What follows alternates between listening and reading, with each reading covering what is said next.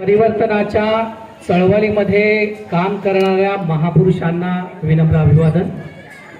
आज या ठिकाणी बीडी कामगार हाऊसिंग सोसायटीच्या वतीनं माता रमाई जयंतीच्या माध्यमातून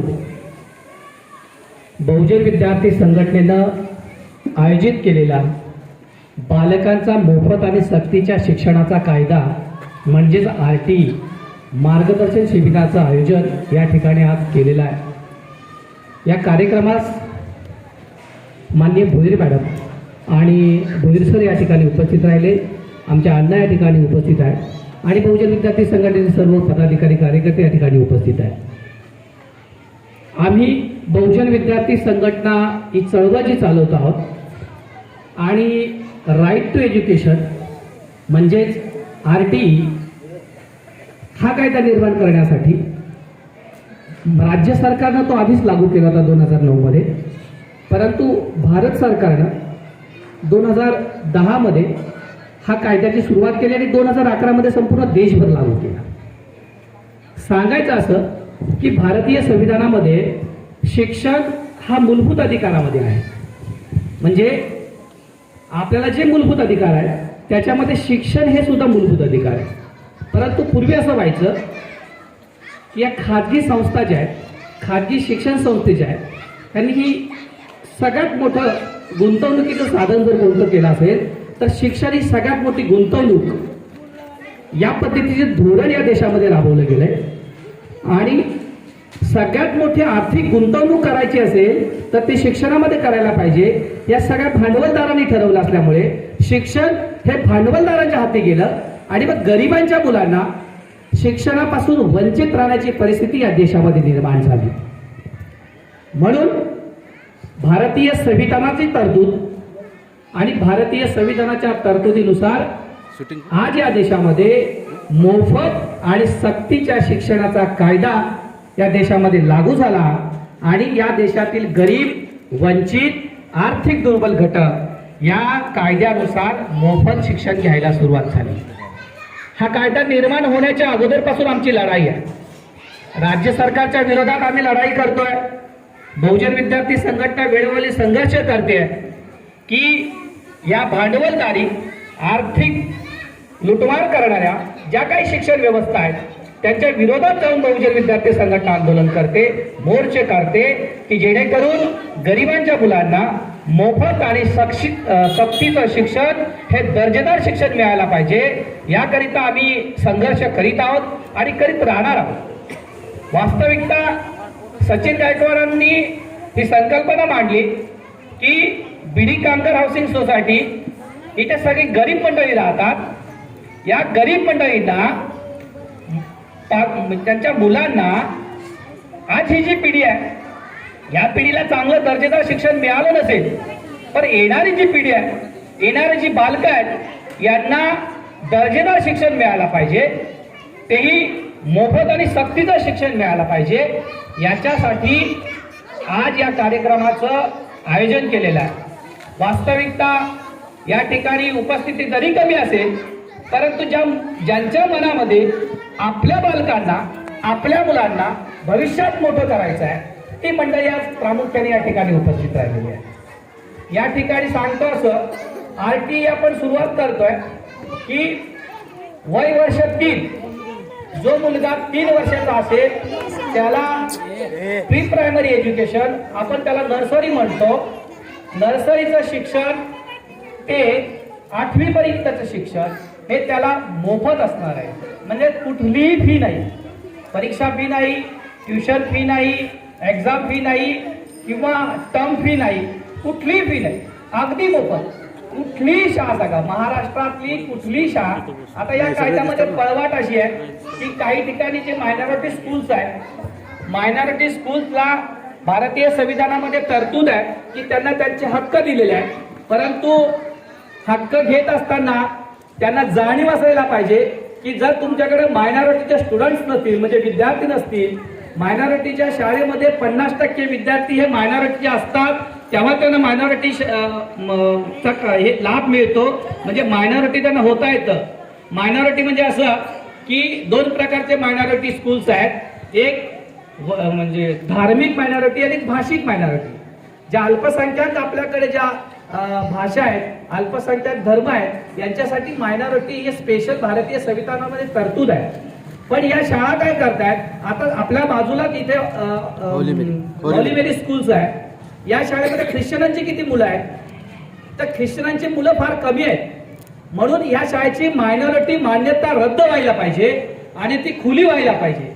कारण तुम्ही जर मायनॉरिटी स्कूल चालवता तर तुम्हाला 50% जागा या तुमच्या विद्यार्थ्यांच्या पाहिजेत आणि उर्वरित 50% जागा या इतरांच्या पाहिजेत. आणि जर 50% विद्यार्थी तुमच्या शाळेत मायनॉरिटीचे नसतील तर ती शाळा ओपन म्हणजे खुली व्हायला पाहिजे. तिला मायनॉरिटीचा दर्जा हा नष्ट व्हायला पाहिजे. आणि याच्या पुढे आमची लढाई जी आहे ती अशीच आहे. कारण मायनॉरिटीच्या नावाखाली या लोकांनी इतरांची पिळवणूक सुरू केलेली आहे की गरिबांची मुलं या शाळेत शिकायला पाहिजेत. आरटीच्या माध्यमातून मी पुन्हा येतो. ज्युनियर केजी, नर्सरी आणि फर्स्ट स्टँडर्ड हे एंट्री पॉइंट ठेवलेले आहेत. वास्तविकता नर्सरी पासून शाळेला जी सुरुवात करतात म्हणजे आधी पहिलीची होती, म्हणजे गरिबांच्या पोरांना पहिलीपासून शिक्षण घ्यायचं. ज्यांच्याकडे पैसे आहेत त्यांच्या मुलांनी नर्सरी पासून शिक्षण घ्यायचं. हा भेद नकोय. कारण तुमच्या मुलांना प्री प्रायमरी शिक्षण आणि आमच्या मुलांना पहिलीपासून शिक्षण, हा मतभेद का निर्माण केलेला आहे. मग त्याच्यासाठी आरटी ज्या ठिकाणी शाळा सुरू होते, तुमची शाळेचं कॅम्पस जर ज्युनियर केजीचा असेल तर तुम्ही सुद्धा आरटीच्या मुलांना ज्युनियर केजी पासूनच शिक्षण द्यायला पाहिजे. त्याच्यात मतभेद करता कामा नये. आणि आपली लढाई, आमची लढाई तशीच आहे. आम्ही गरिबांच्या मुलांना, आता दुसरं असं झालं की 10 वर्ष, आता जवळजवळ 11 वर्ष झाली कायदा सुरू आहे. याच्यामध्ये काही माणसं तयार झाली आहेत की आम्ही तुमच्या मुलांना शिक्षण म्हणजे आम्ही तुमच्या मुलांना आरटीच्या माध्यमातून ऍडमिशन देतो, त्याच्या बदल्यात आम्हाला तुम्ही काय द्या. तर ही निव्वळ फसवणूक आहे. अशा भूलथापांना कोणी बळी पडू नका. आपल्या मुलांना कुणीही इथे सेटिंग नसते, कुणाची काही नसतं. आता ऑनलाईन सिस्टमनी मुलांचा फॉर्म भरायचा असतो. जर तोही तुम्हाला जमत नसेल तर आमच्या संघटनेचे कार्यकर्ते दरवर्षी ते काम करतात. मुलांना ऑनलाईन फॉर्म भरून देतात. शाळेच्या जवळचं आता 1 किलोमीटर अंतर त्याने असं ठेवलं की बाबा या कायद्यानुसार ट्रॅव्हलिंगची सुविधा नाहीये, म्हणजे वाहतुकीची जी आहे ती पालकांनी करायची आहे. त्याच्यासाठी 1 किलोमीटरच्या अंतर्गत असणारी जी शाळा आहे त्या शाळेमध्ये तुमच्या मुलांना मोफत शिक्षण मिळेल. त्याच्यानंतर जर त्यांनी 3 किलोमीटरचं ठेवलंय की जास्तीत जास्त 3 किलोमीटरच्या अंतरापर्यंत जर तुमची शाळा असेल तर तिथे तुम्हाला ऍडमिशन मिळेल. पण आता होत आहे काय की शिक्षण घेण्यासाठीची जी प्रक्रिया आहे, म्हणजे शिक्षण घेण्यासाठीची संख्या वाढलेली आहे. त्याच्यामुळे साहजिकच जागा फक्त 25% रिझर्वेशन असतात. जर समजा एखाद्या शाळेत 100 जागा असतील तर तिथे 25% जागा ह्या आरटी अंतर्गत असतात. आता आपल्या बाजूला ओसवाल स्कूल आहे, ओमप्रकाश अग्रवाल आहे, इथे सरस्वती आहे. या तिन्ही शाळा ह्या 1 किलोमीटरच्या आतमध्ये परिसरामध्ये येणार आहेत. त्याच्यामुळे या तिन्ही शाळेमध्ये तुमच्या मुलांना इथून त्या शाळेपर्यंत जाण्यासाठीचं जर व्यवस्था आहे तर त्या ठिकाणी आपल्याला मोफत शिक्षण मिळेल. ओसवाल शाळा ही आता पहिलीपासून शिक्षण मोफत देते. डॉक्टर ओमप्रकाश अग्रवाल आहे ती ज्युनियर केजी पासून मोफत देते आणि सरस्वती आहे ती पहिलीपासून आपल्याला मोफत देते.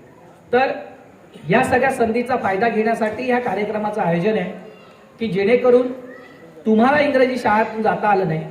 आम्ही का म्हणतोय की आज मार्केटिंग लँग्वेज म्हणजे आपण म्हणतो की सगळी भाषा मुलांना पुढे जाण्याचं तर इंग्रजी माध्यमातूनच सगळ्या गोष्टी आज लोक इंग्रजी माध्यमात जातात. खरं पाहता मातृभाषेतून खूप काय, परंतु मार्केटिंग लँग्वेज इंग्लिश आहे. मुले जरी का आपला मुलगा 10वी पर्यंत जरी शिकला तरी तो त्याच्या भाषेवरती मार्केटमध्ये उभा राहू शकतो किंवा तो पुढे जाऊ शकतो. म्हणून इंग्रजी माध्यमातून शाळेत मुलांना टाकण्याचं कारण असं की जेणेकरून त्याला पुढचं मार्केटिंग लँग्वेज जी आज तयार झालेली संपूर्ण देशभरामध्ये, आपली मुलं स्पर्धेत मागे राहू नयेत म्हणून या माध्यमातून आपली मुलं शिकतील. 1ही रुपया पैसे लागत नाहीत.